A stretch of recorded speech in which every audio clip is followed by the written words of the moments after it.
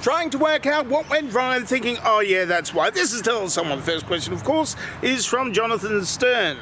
I'm trying to think of a Sesame Street ice cream. I came up with ones for Elmo and Cookie Monster and Big Bird and the Count. Can you please think of a Ben & Jerry style ice cream flavour combo for Grover? My sworn arch nemesis. Every time I go to that Blue Things restaurant, he gives me the wrong thing. All I wanted was a sandwich that looked like the picture, and he never gave it to me. It had a pickle and the chips and the olive, and nothing was on it. I send it back, and he comes without the chips and the olive. Then he sends it back. He puts the chips on, but no olive. So I go, and by the time time to eat it, lunchtime is over, and I have to go back to work. And then he goes on with the little hamburger the next week, and then a little hamburger. No, I get the big hamburger. No, the big hamburger is too big. I couldn't eat it all. So the time he gave me the hamburger of the right size, I got to go back to work. It's like I cannot get it.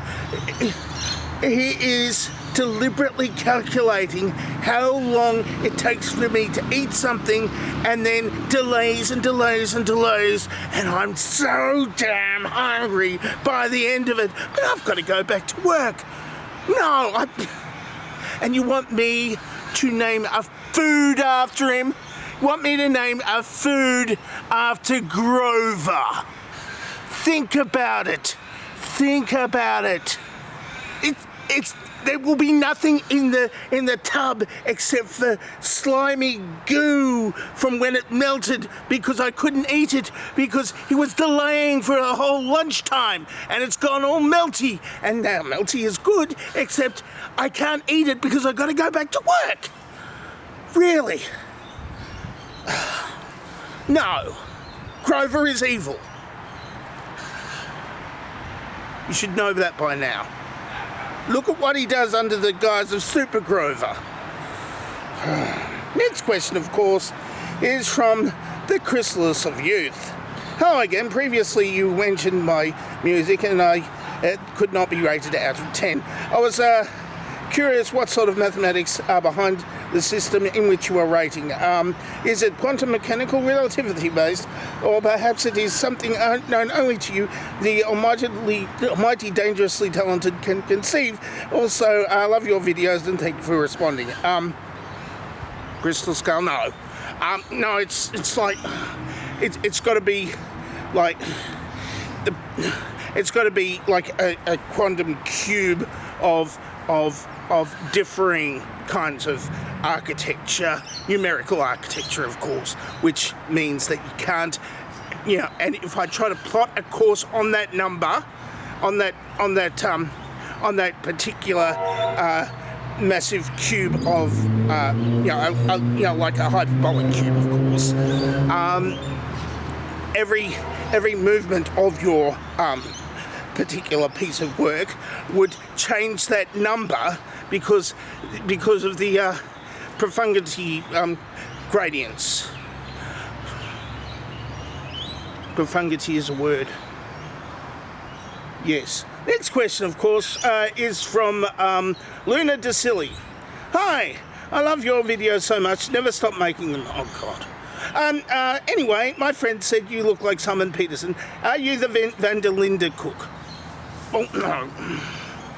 No, I did consider it. I did consider it after, what I wanted to do was go out and take a few years just hunting whales. I was going to do that and and then I was going to set up a restaurant right next to Grover's restaurant, and sell correct size hamburgers of whale meat that was exactly like the ones in the picture, and then I was going to bankrupt Grover, and then it fell through because I wasn't in the same universe as Sesame Street and Red Dead Redemption.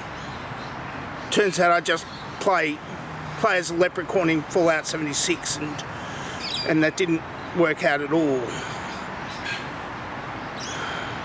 Next question, of course, is from Heavy Wasawas.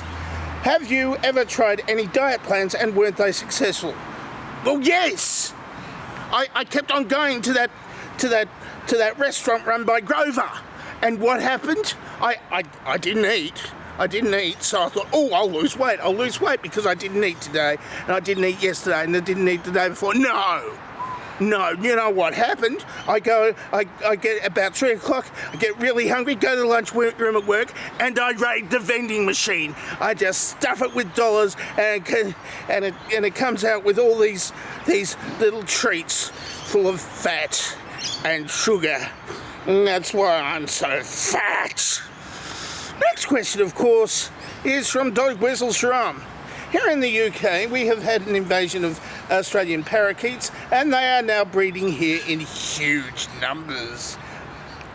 What things does the UK have to offer that Australia doesn't? Or what does Australia have that the UK doesn't? Maybe the parakeets, we're here all the time. Well, of course, I can't claim credit for the parakeets, but you can claim credit for the rabbits. They imported 24, and another one of these, 24 little bunnies, and then just set them loose in a little hunting reserve near Portsea. And then what happened is that they inbred themselves to the tune of 11 billion of them. We were swarming in rabbits, and we had to introduce a rabbit plague just in order to cure the rabbit plague. And that's how many rabbits there were. That's what happens when you introduce an invasive species like parakeets or wallabies, because wallabies are just like big rabbits. Well, they're like big rabbits, except with pockets. And because they live in a region, well, they're native to a region that's like got lots of droughts and stuff. They tend to breed endlessly, because at one stage there will be a drought there, but Britain doesn't have droughts. And whoopsie, wallaby playing. Just watch out, wait and see. That's it for Tell Someone for this week. If you would like to ask me a question, then ask me a question in the question asking place below, or you can answer this dovetail question over here. Oh dear. Well, it better be better than last week's dovetail question. Nobody could answer that. Ooh, it was a doozy, wasn't it? I'm not going to I'm not going to answer that question again. Alright, so, got your dovetail question, you've got the thing. I have done quite a few minutes talking on end about nothing and slandering Grover, which also always should be done.